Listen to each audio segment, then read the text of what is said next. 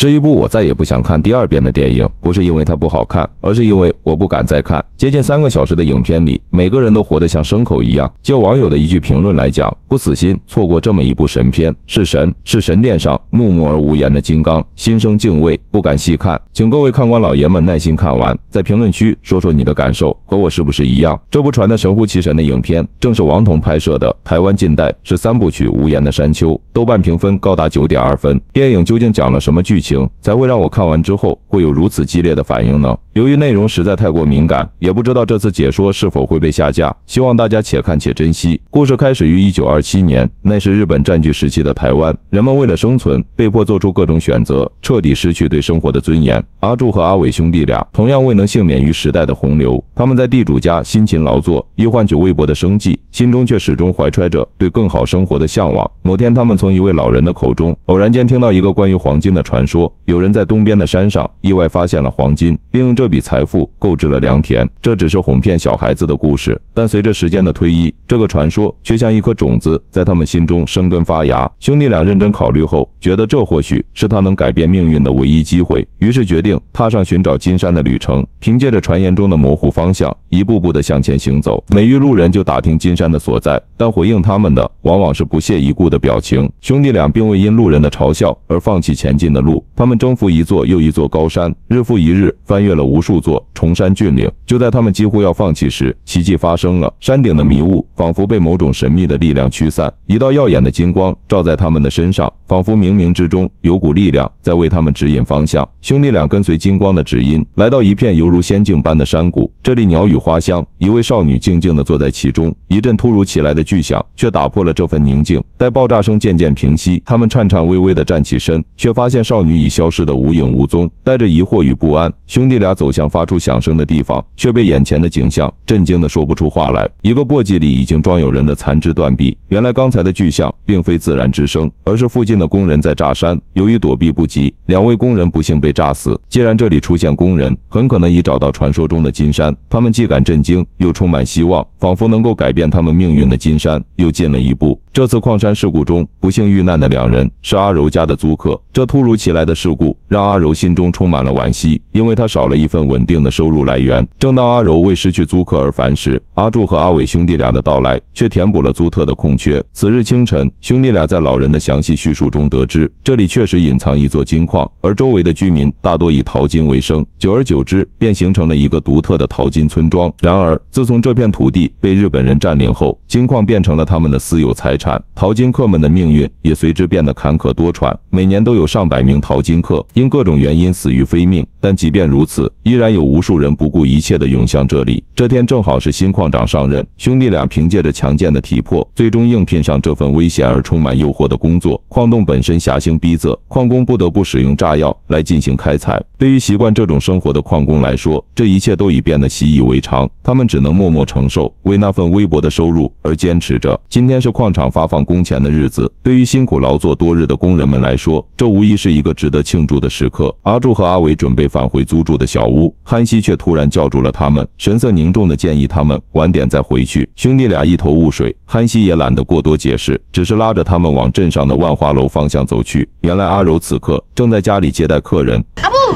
较紧的啊，我较过来一个啊。在这个乱世之中，生存已经变得异常艰难，更何况是一个弱女子，还要独自抚养6个孩子。阿柔不惜用自己的身体换取金钱，以维持着这个风雨飘摇的小家。在万花楼这个看似繁华，实则暗藏无尽悲哀的地方，女子们的命运比阿柔更加凄惨。她们被当作商品一般，任由顾客挑选，而光顾这里的大多是那些在矿洞中日夜辛苦劳作的苦力工人。每当发工资的日子，他们便会来到这里，用微薄的收入换取片刻的欢愉。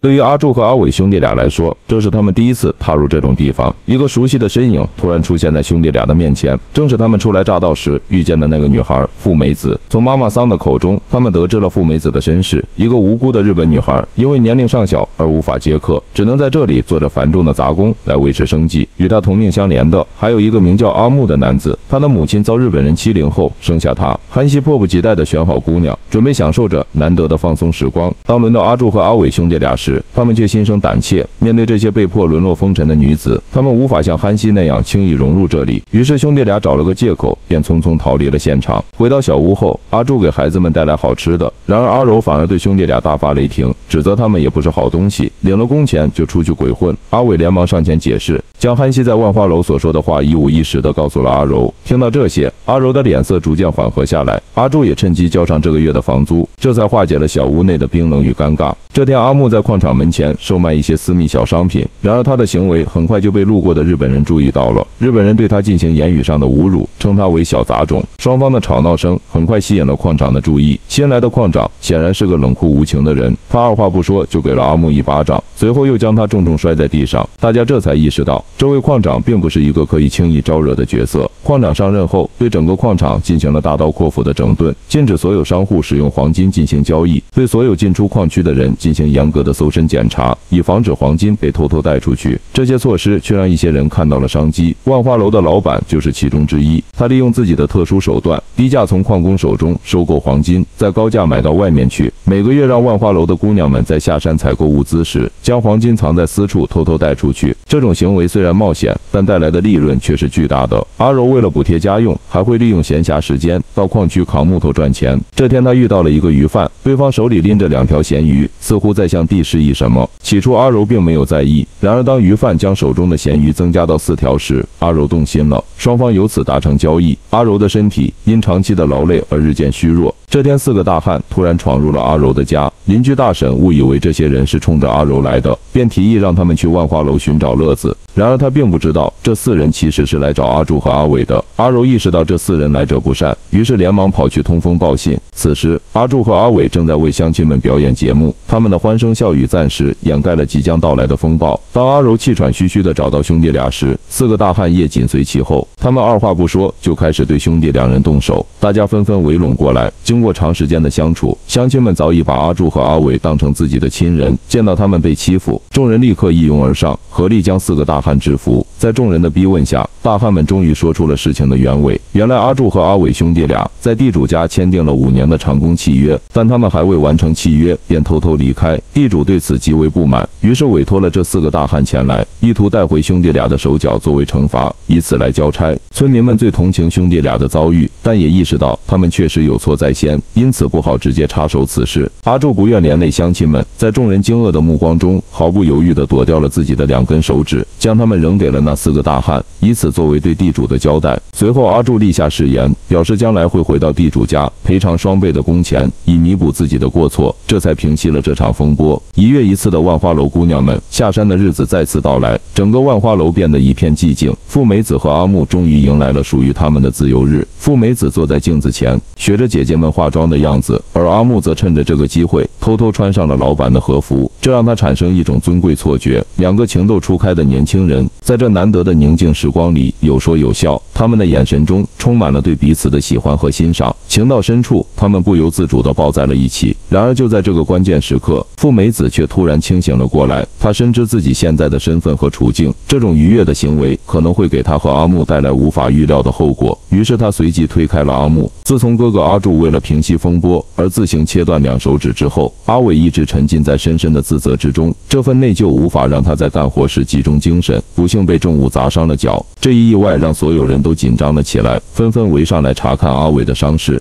而就在这时，潘西打破了紧张的氛围，他发现了墙壁上有金脉，大家迅速行动起来，将黄金敲成小块。为了安全起见，他们将金块塞进肛门里带出。阿伟虽然脚受伤，但在这关键时刻也毫不含糊，他挑了一块最大的金块。然而每个人在离开矿洞时都要接受严格的搜身检查。阿伟因为脚伤行动不便，差点在搜身时被发现。幸运的是，守卫出于同情或疏忽，没有对他进行太过仔细的检查。出来后，大家迅速分配了黄金，虽然数量没有最初想象的那么多，但已足够抵得上他们1年的工钱了。有了钱之后，阿伟心中涌起一股前所未有的冲动，他想要体验一次真正的男人生活。于是他独自一人悄悄来到了万花楼。老鸨子看阿伟老实巴交，便给他安排了年纪稍大的阿英。阿英看起来有些虚弱，不时还咳嗽几声。阿伟见状下不了手，没有多做停留，默默地掏出一些钱放下，然后就转身离开万花楼。回到家看到阿柔在祭拜，才想起来今天是中秋节。阿柱看到家里摆着2个牌位，一问才知道阿柔结过2次婚，她每嫁一次都生了3个孩子，但丈夫都去世了，所以大家都说阿柔命硬克夫，就没人敢娶她了。在万花楼，老鸨还是发现了被弄脏的和服，无意间瞥见富美子与阿木的亲近举止，心中顿生疑虑，以为2人逾越界限，他怒不可遏，对富美子又打又骂，随后强行将她投入房内，仔细检查身体，确认富美子仍清白无瑕后，才勉强放过。然而阿木就没那么幸运了，富美子是老鸨眼中的摇钱树，打算卖个好价钱，阿木竟敢对他有非分之想，这让老鸨和背后的老板大为震怒。阿木因此遭受了前所未有的毒打，他心中积怨难平，愤怒之下，阿木决定报复。他向矿场揭露了万花楼暗中偷运黄金的秘密。莫斯万花楼众人准备下山时，被埋伏已久的官兵一网打尽。矿长一声令下，万花楼内顿时乱作一团，女人们私藏的黄金全部被搜出。矿长随后将目光转向了富美子，老鸨急忙辩解，她只是个孩子，并未牵涉其中。矿长不顾阿木苦苦哀求，执意将富美子拖入小屋进行搜查。屋内随即传来富美子撕心裂肺的哭喊声。不久，手下走出来向矿长展示沾满鲜血的手套，却并未发现黄金的踪迹。富美子的贞洁就这样被无情地夺走了。搜查完万花楼后，官兵的魔爪伸向了矿工，他们采用极其粗暴的方式进行检查，全然不顾矿工的痛苦与尊严。这种非人的待遇激起了文书的强烈愤慨，他挺身而出，向日方提出抗议。然而警察队长却以武力镇压了文书的正义之声。文书平时在矿工中威望极高，他的反抗迅速得到了众人的响应，大家一拥而上，现场陷入一片混乱。就在局势即将失控之际，2声枪响划破了空气，所有的喧嚣戛然而止。文书不幸中枪倒地，他的牺牲让暴乱随之平息。群龙无首之下，矿工们只能眼睁睁看着悲剧发生。自此之后，矿工们的生活蒙上了一层阴影，每次挖完矿出去时都要遭受那非人的折磨，心灵与身体都遭受着巨大的摧残。韩熙最终无法承受这份重压，默默地收拾其行囊，决绝地离开了这个欲望的牢笼。兄弟俩站在山上，目送着韩熙渐行渐远的背影，他们的心中充满了复杂的情感，有对韩熙离去的不舍，也有对自己未来命运的担忧。万花楼在短暂的沉寂后重新开业，而富美子的命运却发生了翻天覆地的变化。失去了贞洁的她，在老鸨的安排下，提前开始了接客生涯。凭借着出众的美貌，富美子迅速成为了万花楼的头牌，每日慕名而来的客人络绎不绝。阿伟本是怀着关切之情前来探望富美子，但看到排起的长队，他的心中却涌起了莫名的酸楚。他深知富美子所承受的屈辱，却无法给予她实质性的帮助。与此同时，阿柱也发生了变化，他变得更加坚决，对于任何试图接近阿柔的男人都毫不留情地撵走。阿柔却并未因此感到开心。阿柱见状，便拿出自己的钱来补偿阿柔。随着时间的推移，阿柱在家中的影响力逐渐增强，只要有他在场，那些曾经频繁来找阿柔的客人都会自觉地离开。渐渐，阿柔的生活恢复了平静，再也没有客人来了。阿柔心中充满了复杂的情感，生气与欣慰交织在一起。她生气的是阿柱对她的感情似乎犹豫不决，迟迟没有明确的表示，而欣慰的则是她感受到了阿柱对她的特别照顾。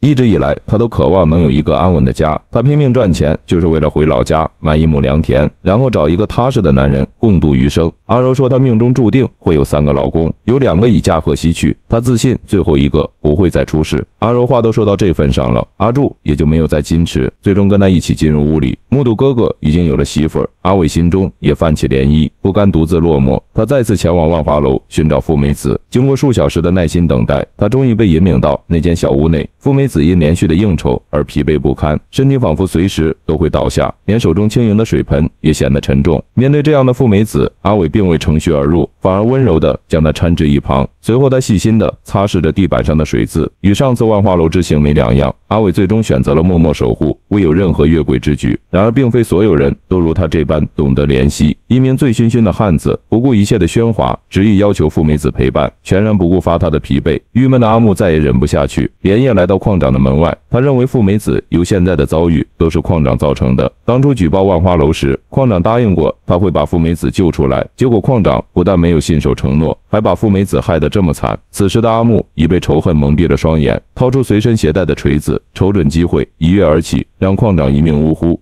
阿木并未选择逃避，他静静地坐在房间内，等待着命运的裁决。阿木坦然面对，用自己的生命为万花楼的姐妹们讨回了公道。那一刻，整个万花楼沉浸在悲痛之中，即便是平日里对阿木多有微词的老鸨子，也在此刻流下了真挚的泪水。矿长意外被杀，一时无人管理矿场，几个贪婪的矿工，包括阿柱和阿伟，趁着夜色潜入矿洞，企图借此机会大发横财。他们的梦想简单而迫切，只需几两黄金便能实现买田置业的愿望。然而命运弄人，就在他们点燃导火索，满怀希望之际，巡逻的日本士兵意外出现，恐慌与无解迅速蔓延。一方急于要逃离这突如其来的危险，另一方则因不明就里而盲目地向矿洞内挤压。两股力量在狭小的空间内激烈碰撞。在这千钧一发之际，阿柱展现出超越生死的勇气与牺牲。他毫不犹豫地将阿伟推出去，自己却与其余矿工一同被随后而来的爆炸吞噬。阿柱的离世如同晴天霹雳，让阿柔再次想起了那个关于他命中注定克服的传言。这一次传言似乎得到了残酷的验证，让他对这个地方彻底失去了留恋。在他的心中，阿柱早已是无可替代的丈夫。他的离去让他心如刀绞，也让他下定了离开的决心。最终，阿柔带着这些年辛苦积攒的全部积蓄，以及3任丈夫的灵位，踏上了远离矿山的道路。哥哥的骤然离世让阿伟陷入了深深的悲痛中，他将自己紧锁在屋内，拒绝面对这个残酷的现实。直到某个清晨，他终于鼓起勇气接受了这份无法挽回的失去。他缓缓走出木屋，来到他和哥哥最开始经过的地方。这里与初来乍到是一模一样，草木葱茏，可物是人非。在熟悉的土地上，阿伟的目光不由自主地落在了富美子的身上。那个曾经青春美丽，眼中闪烁着希望光芒的女子，如今却变得双目无神。阿伟的心中涌起一股难以言喻的酸楚。他们都是这世间的苦命人，被无情的命运紧紧相连。在这一刻，两个灵魂深处的孤独与痛苦仿佛找到了共鸣，他们相互依偎在对方的怀抱中，找到了久违的温暖。故事到此结束，有兴趣的看官老爷们可以去看看原片。